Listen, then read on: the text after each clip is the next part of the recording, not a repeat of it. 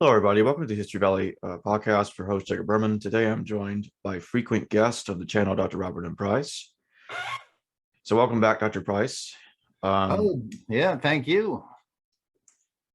We're going to be talking about this book today, The Da Vinci Fraud, one of the many books that Dr. Price has published over the years. In The Da Vinci Fraud, Dr. Price addresses the book, The Da Vinci Code by Dan Brown, because it makes a lot of very hard to believe claims in there, and it relies on very late Christian literature, apocrypha, like texts like the Gospel of Philip, which has Mary Magdalene being a companion of Jesus. And the Da Vinci Code seems to take that literally. And even though Dan Brown, in a way, the way he said it was a little bit tap dancey, if that's the right way of putting it. Oh yeah, it's fiction, but as you were just telling me before, right before I started this recording, Dr. Price, that he tried to alleviate that by saying that despite it calling it fiction, it's really fact in the disguise of fiction. Yeah, he said that the background stuff was all correct, which is far from the truth. It's nearly as fictitious as the overt fiction in it. He seems to get a lot of his ideas from late Christian literature, medieval literature, that talks about Jesus supposedly having a family and being the wife of the husband of Mary Magdalene, who is called his companion in the Gospel of Philip. And the thing is, this very late literature is even more questionable than the earlier Christian literature that we have from the New Testament. And he seems to be combining various late Christian novelistic ideas with early Christian ideas, and assumes it's history. And then, as we all know, I mean, readers of the Da Vinci Code would be familiar with, he seems to create a conspiracy theory, in the sense, by saying that the Catholic Church is trying to cover it up, the real importance of Mary Magdalene and the Virgin Mary and their roles in early Christianity, which the films also talk about something like that as well. The film adaptations of his books, and they seem to, there are differences between the books and the novels, but they seem to largely portray the novels accurately on screen for the most part, as far as I can tell.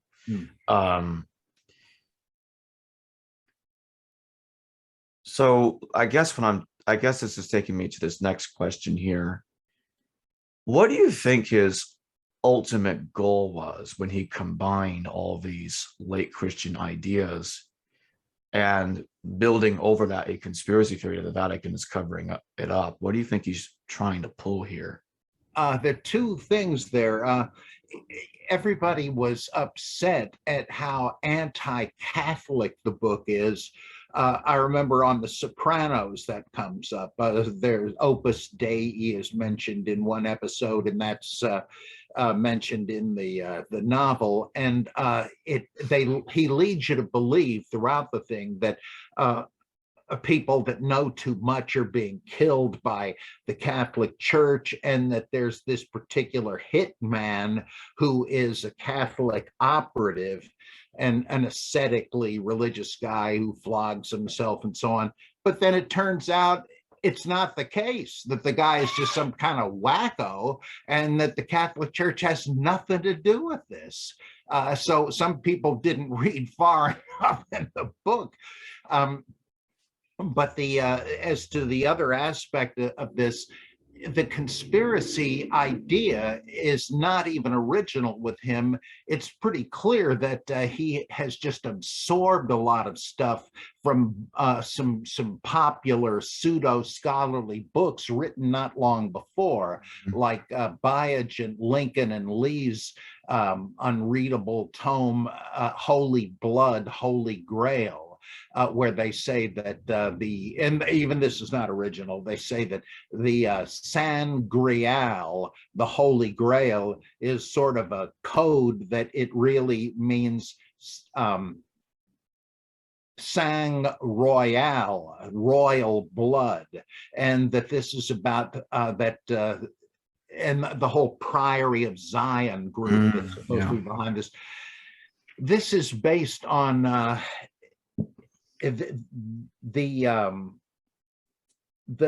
I think bunk theory that like there's all this contemporary mythology woven about the Knights Templar, and we don't know a whole lot about them, but they're kind of spicy and interesting to people because of what happened to them. They were an important group who went into the Holy Land to safeguard Christian pilgrims there, and they wound up becoming the great bankers of Europe.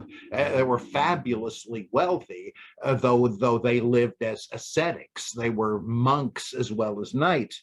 Well, King Philip the Fair of Rome said, gee, I could use some of those bucks, and decided to just despoil the Templar order of their vast financial holdings.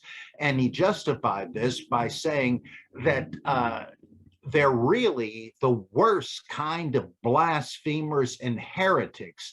Them being good Christian monks is just a sham, because really they worship Satan, or in the form of Baphomet, this goat-headed devil, and so forth, and they kiss his butt literally, and they have a talking severed head that gives them oracles and so on. So, well, naturally, we got to punish these guys and wipe them out. And it was just ridiculous. Now, it's not ridiculous to suppose that people who are in repressive Catholic type organizations may have a snoot full of it eventually, and take revenge on it by acting out the opposite. Most people that have joined modern satanic churches were fundamentalists of one kind or another. They just couldn't stand it anymore, and so now they're really flipping out, going to the opposite extreme. We know of, or we hear of, priests in Vatican City having homosexual pederastic orgies and Satan masses and all that. That sounds crazy, but really it is not. It's the classic pattern. You have to rebel. It comes out somehow. And with them, well, this has a kind of cachet about it. So that part is not odd, but there's no particular reason to think that the Templars were actually doing that. One big reason is, well, two, it's obvious what the real motive was. They were trying to get the money, and did.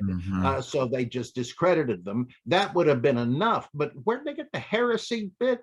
Well, Baphomet is almost certainly an old French spelling of Mahomet or Muhammad. And so they have the Templars being sort of closet Muslims, and therefore deadly enemies of the Christian faith. Wow. Well, and so again, derivatively, these various modern books on the Templars and on conspiracies with the Templars start adding on to that and saying, well, before they even became a heretical sect, what were they doing in Jerusalem and its environs? Well, the Order of Solomon's temple dedicated to it, maybe they were trying to excavate it, and maybe they did and found huge stores of gold from Herod's temple, and even better, maybe they found loads of secret scrolls that told the truth about Jesus. And so that's what gave them power and money to do their thing as long as they did. And well, again, there's several pseudo-scholarly works and some novels like Brown's that embody one or another aspect of that.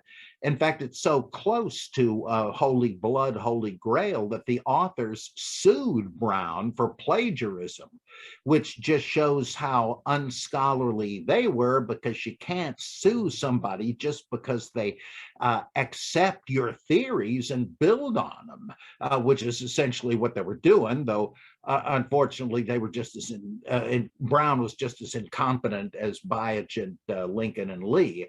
And all of these books have, they don't seem to know what historical method is. And the method they follow is a chain of what ifs. Well, what if this was why the Templars were rich, and it would kind of fit? I wonder if this had anything to do with it. And if you can come up with this daisy chain of possibilities, even remote ones, the whole thing has no cogency. And it's like that, it's as if Biogen, Lincoln, and Lee were themselves writing a novel. It was the same sort of thinking. And then Brown comes along, and it's no real adjustment to make an admitted novel out of it. But and let me just say one last thing.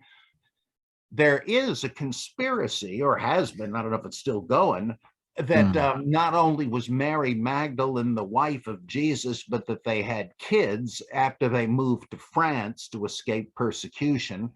And their offspring became the basis of the Merovingian dynasty of France. And that, which would be like, I guess, Clovis and Pepin and these guys before Charlemagne. There's who would propound this? There's not sufficient reason. Well, somebody claimed to have found documents in the Louvre that were from the Priory of Zion. That was the name of a group that had actually existed a couple of hundred years ago, some ultra-traditionalist Catholic thing. Well, these guys claim that this stuff was the secret stash of information from the Priory of Zion, who were the guardians of the tradition of the Holy Blood, the lineal descendants of Jesus, who were the Merovingian kings.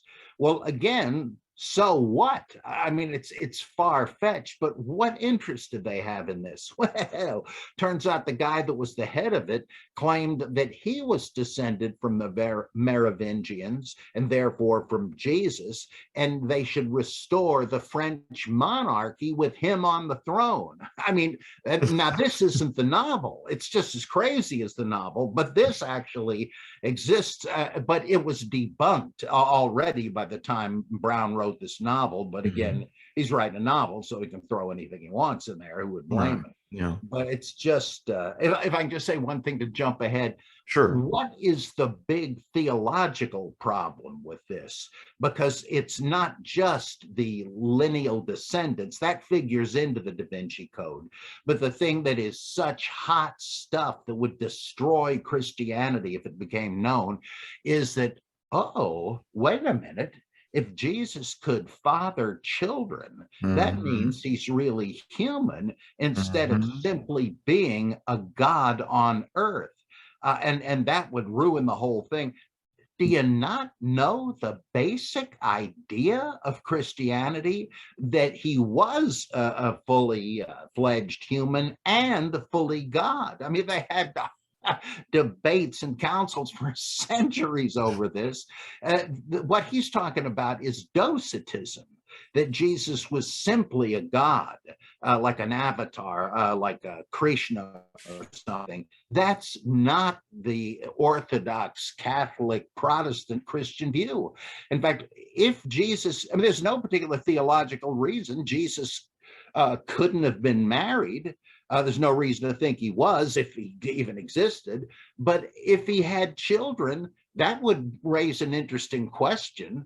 Were his children 1/4 divine? That's an interesting conundrum, but that's That's not out of the question either. I mean, so the whole thing is based on a gross theological misconception. And I mean gross. It's like you wouldn't have to look this up in ancient esoteric sources. That's why somebody like me is groaning and cringing throughout the whole book.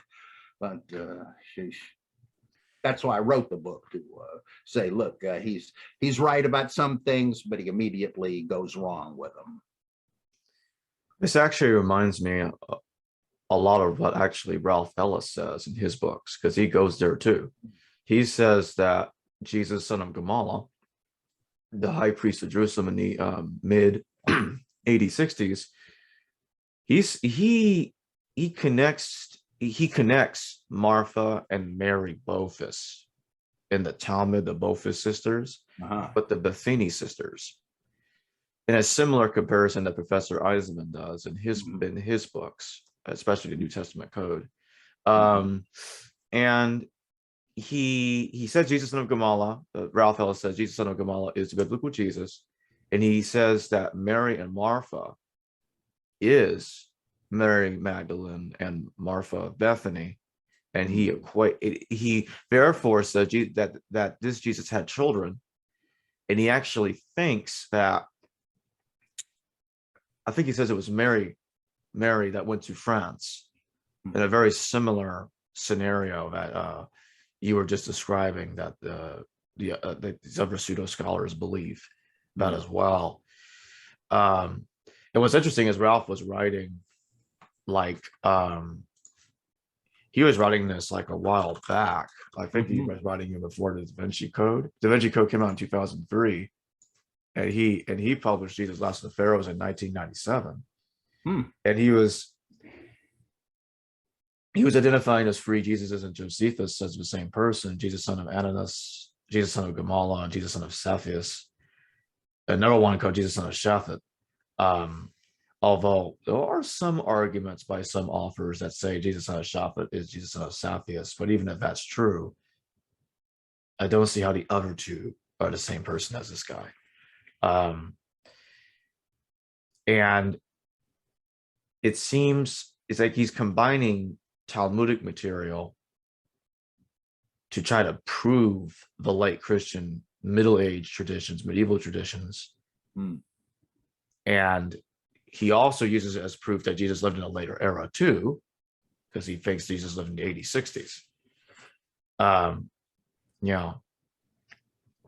Yeah, well, there were several books along these lines. I read them all, every one I could find.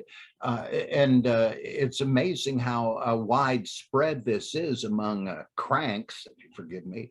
And I'm not thinking of Ellis. I have not read his books yet, Right. but I've read loads of the other ones. And it's so this was really a kind of a common thing that Brown just utilized. And again, I'm not criticizing him for that.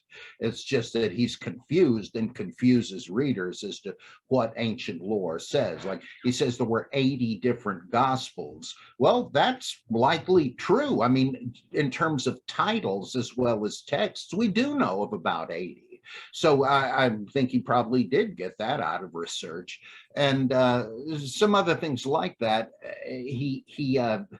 A lot of these guys will say if there is any hint or clue anywhere, that's solid evidence, and we got to connect the dots. And wait a minute, I mean, there's no context for some of these odd bits like in the Talmud. There's no way to know. And what they're doing is to say, well, if you connect this with that and this with the other thing, look what might be true. Well, as F.C. Bauer said, the historian wants to know not what is possible or plausible, but what is probable. And there's no way any of these theories have any probability about them. It's like the idea. It's no different than saying that Paul is Josephus. Right, exactly. So that takes me to this next thing that I've been wanting to ask you. despite all these issues with Dan Brown's book that his readers no doubt know about, why is it that a lot of people out there still want to believe that he's right, that he's telling the truth in fiction? What do you think drives that? Well, he claimed that was the case, as you Mhm. mentioned, so they may just be taking that literally.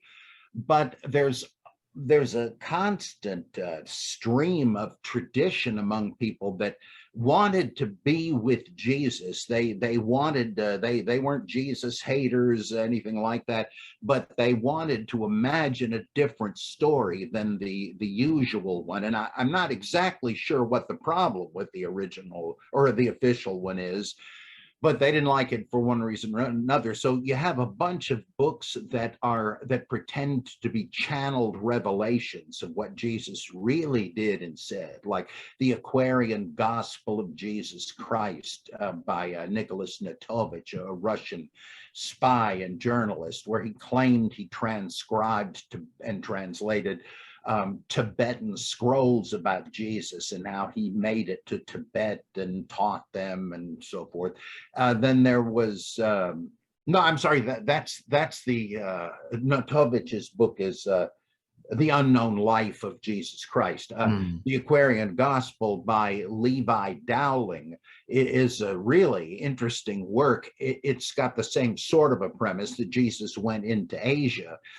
But he didn't really learn anything. He set everybody else straight. And it's a kind of a new thought, new age thing, though done decades ago. And it's all written it's like a harmony of the Gospels, all different stories strung together and somewhat rewritten with new material sewn in. And it's all in iambic pentameter and hexameter. I mean, a lot of work went into this thing. I have a commentary on the whole shebang in my book, Holy Fable, Volume 4. And people like that. And there are people that will defend the inerrancy of the Aquarian Gospel and treat it as scripture. Well, it's no worse than a lot of other scriptures.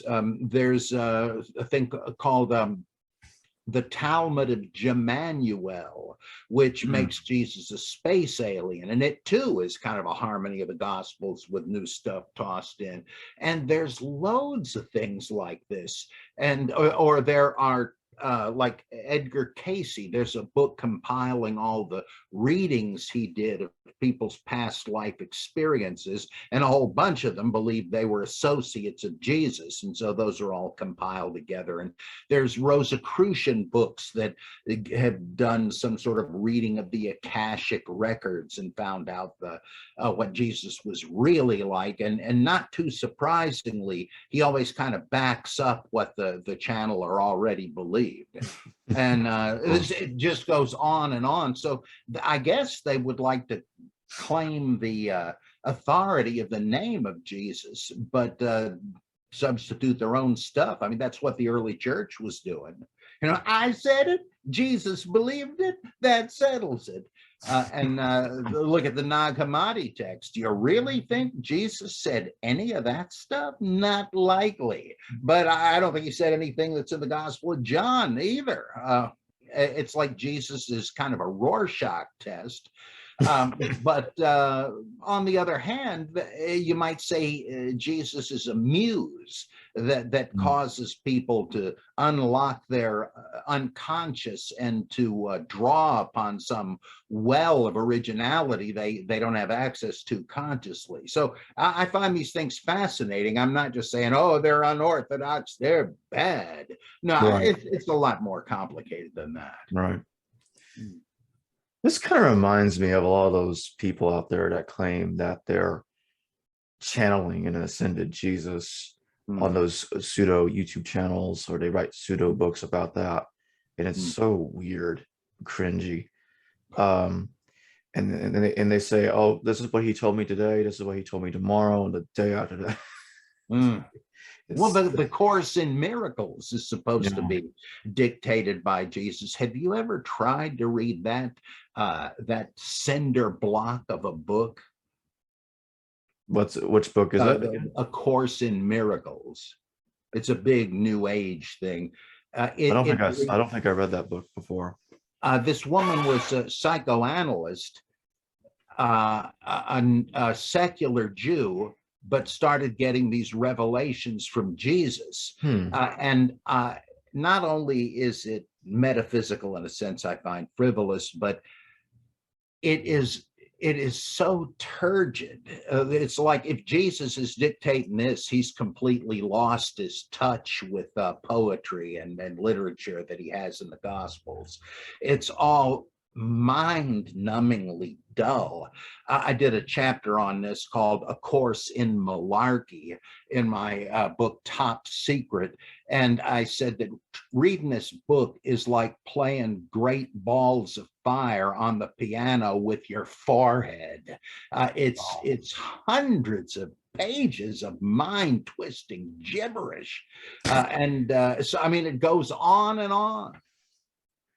I probably need to read it, get a good laugh. Or to get a good night's sleep if you're an insomniac. What Mark Twain say about was the Christian Science book or the Book of Mormon? He said it's chloroform in print. Well, that's what you got here. Yeah.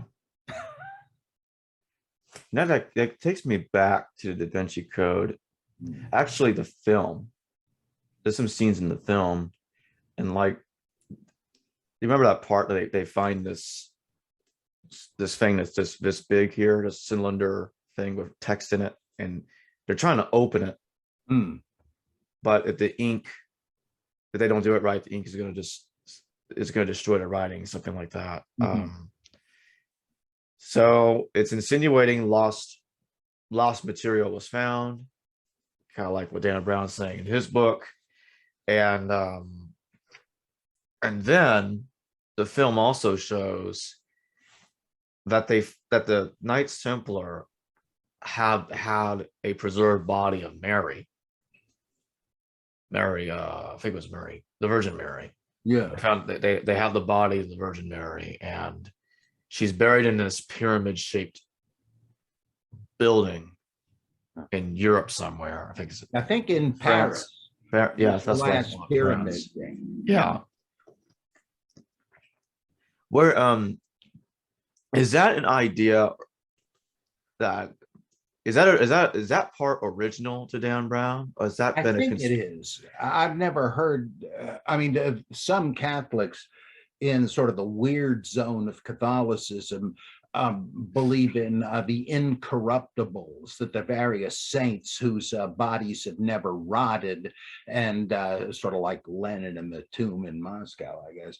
But I don't believe any of them say Mary is among them. I think he probably did make that one up. Where do you think he got the idea to claim that the Virgin Mary was buried in that building? I don't know. I guess in a sense, it's like capture the flag. If you have that, you're kind of beating the Catholics at their own game. But I'm not sure, because if Teabing and the other guys in the novel are right, I'm not sure Mary would have any particular significance, because they presumably wouldn't have believed in the virginal conception of Jesus. So I'm not sure what the idea of that would be. I don't remember it. It's been so long since I've read it, but the book leads up to saying that this woman Sophie, who's the sidekick of the hero, Hanks, that she is the today's representative of the bloodline of Jesus. And I figured, well, okay, what are you going to do with that? And of course, the answer is nothing.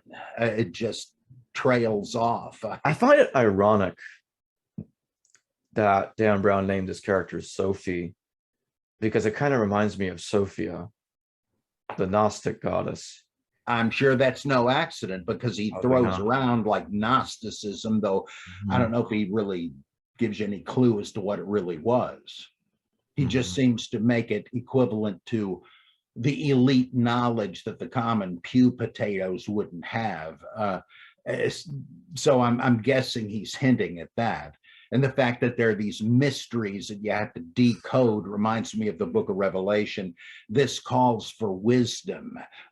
He who has wisdom, let him reckon the number of the beast and all that. So I assume that's the case. But it's funny, if he is trying to really dip into Gnosticism, and if we're to suppose that Sophie is the divine Dame Wisdom, then what's the problem with Jesus having been a divine avatar? If this is his remote descendant, but he doesn't actually say it. Yeah.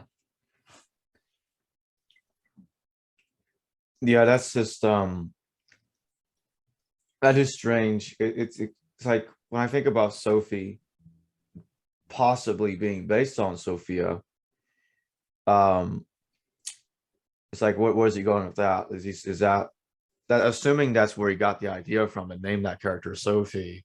Is he insinuating that Sophie is the incarnation of Sophia?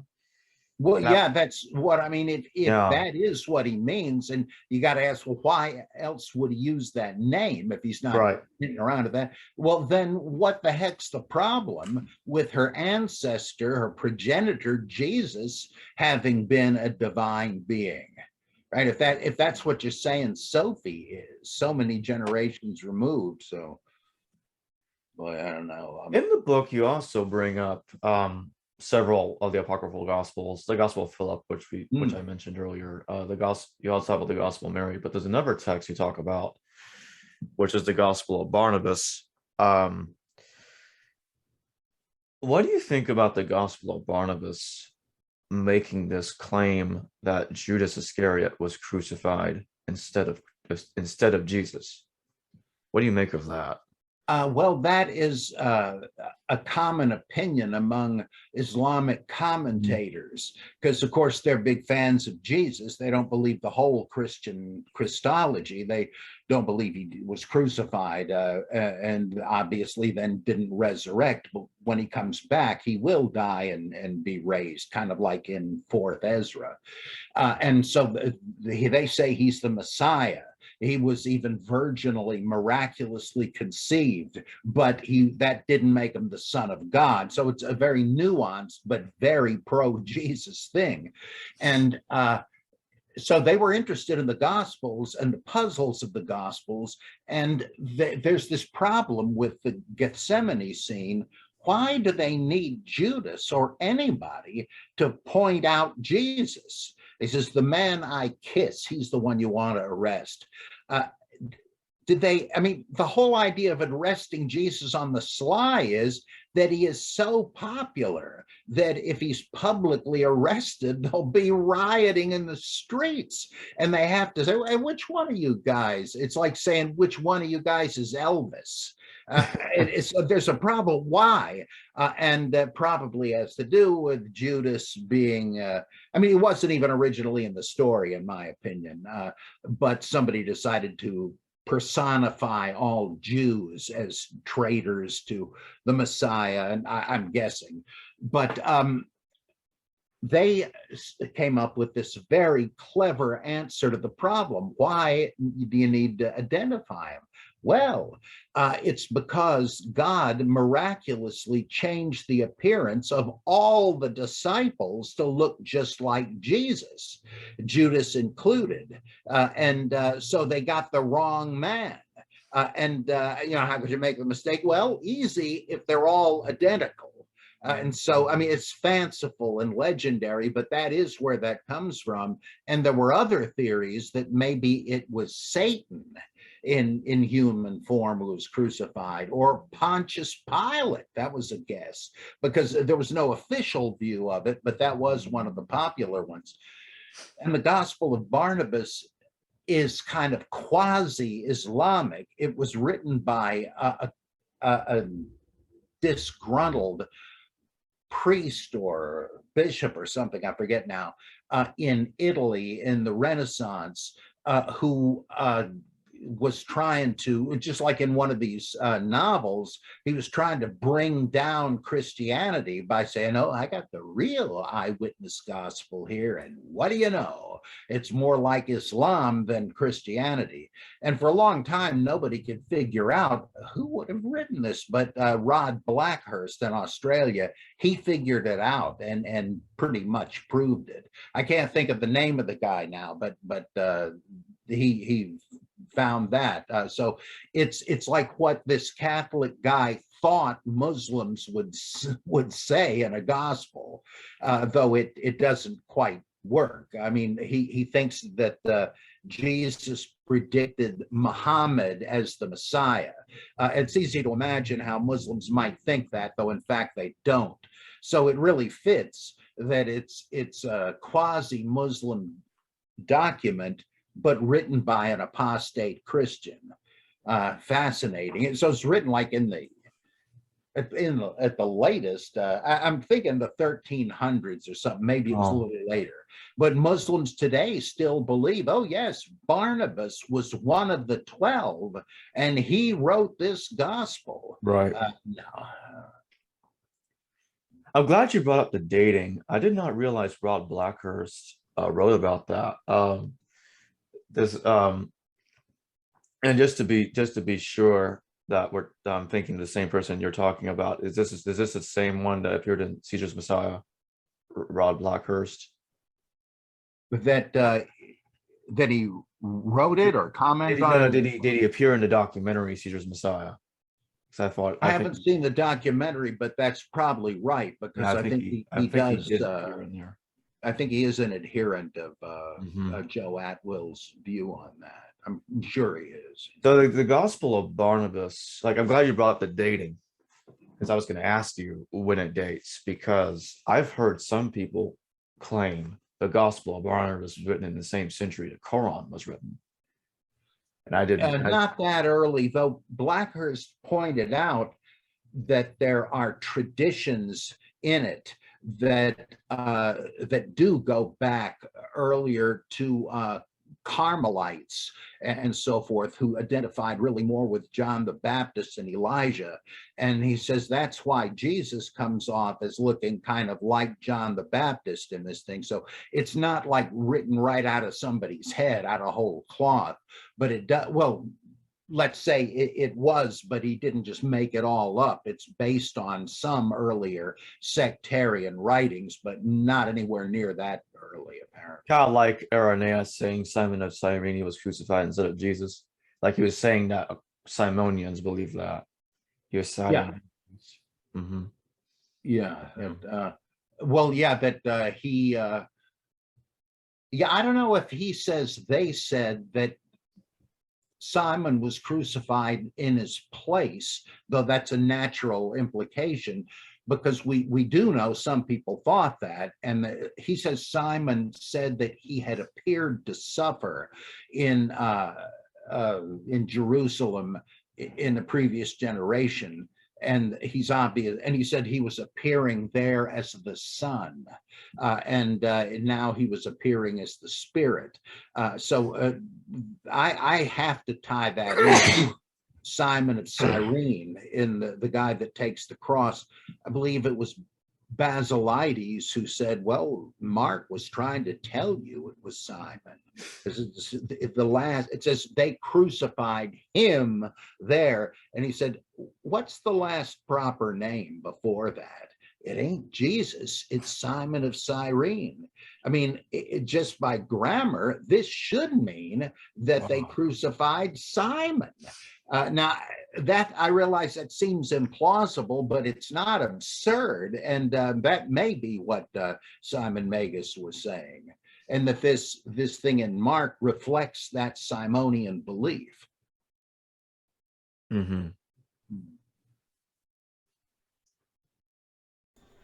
Hello viewers, thanks for watching this video from the History Valley YouTube channel. Please don't forget to subscribe and hit the notification bell. And if any of you wish to further support this channel, please consider checking out this channel's Patreon page and becoming a patron, and or donate through PayPal or through Super Chat during a live stream. Thank you.